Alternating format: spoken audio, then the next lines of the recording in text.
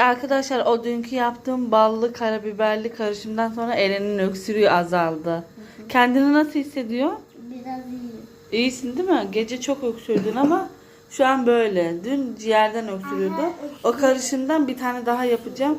Onu içeceğiz, tamam mı? Ondan sonra yavaş yavaş o kendi gider zaten. Çünkü ilaç da kullanıyorsun.